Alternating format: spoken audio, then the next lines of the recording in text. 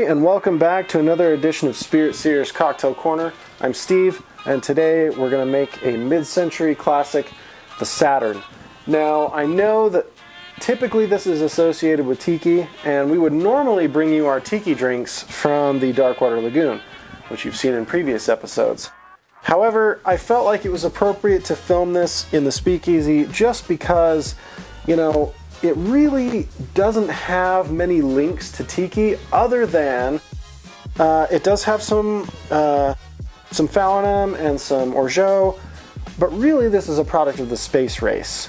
So, you know, we figured down here in the speakeasy in all of its mid-century glory is really where we should be. So, let's get into it. This is a shaking cocktail, so we're going to use our set of tins here. And we're going to start with our gin. You know, it's rare to see cocktails associated with tiki that are gin based, but this is one of them. The other that comes to mind being the Fog Cutter. But we're going to do 1.5 ounces of gin.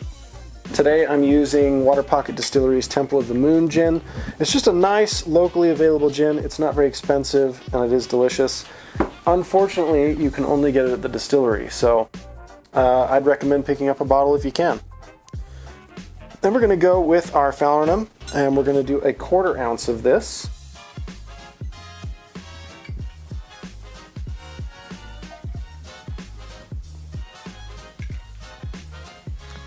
We're going to do 1/4 ounce of Orgeat, and as always, the only Orgeat we use on our show is Bar Daddy, which is another Salt Lake brand.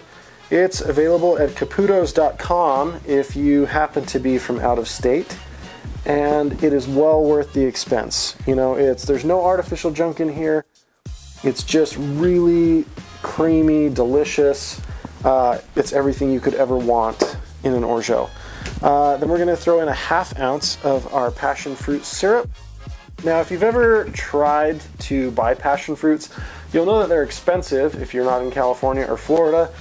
And there's hardly any juice in them, and so it takes a lot to make passion fruit syrup.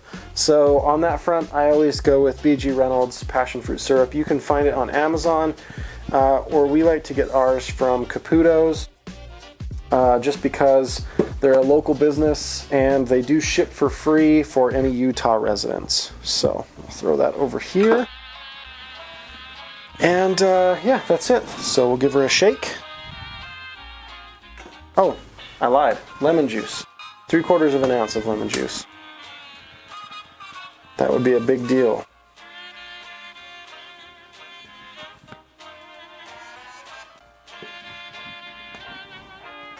Now we'll give it a shake.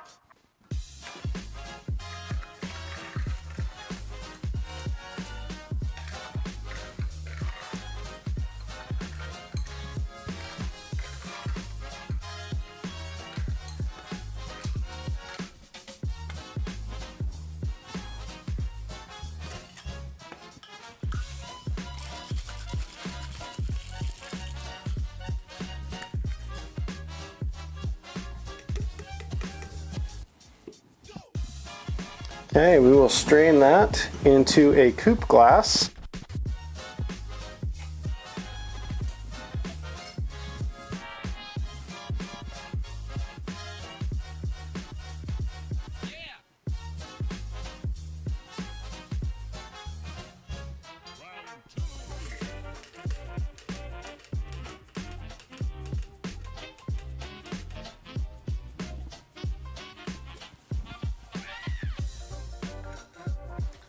We'll just set these out of the way.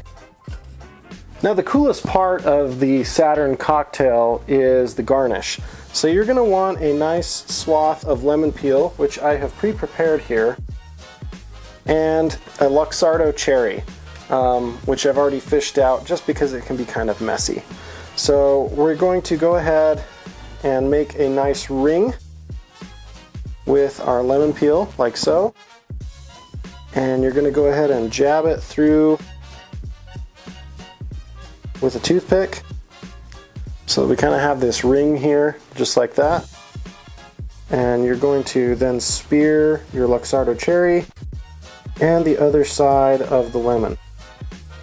Then you can kind of stretch the lemon peel out and reposition the cherry as needed, like so. And there you have our Saturn garnish with its ring of lemon zest, and that just kind of sits right on top. So there you have it, the Saturn. Let's see what it tastes like.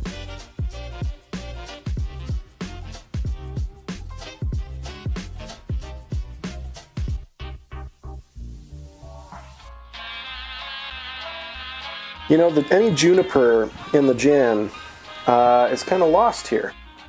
It's covered up really well. Just get some of that sticky Luxardo syrup off my fingers. The juniper is covered up really well by the spices from the phallinum, the tartness of the passion fruit, and the nice almond silkiness of the orgeat. This cocktail is sweet, but it's not too sweet. It still has a nice tartness to it. The lemon and the passion fruit go really well together. Yeah, it's a lot of unlikely flavors that come together to make something really good.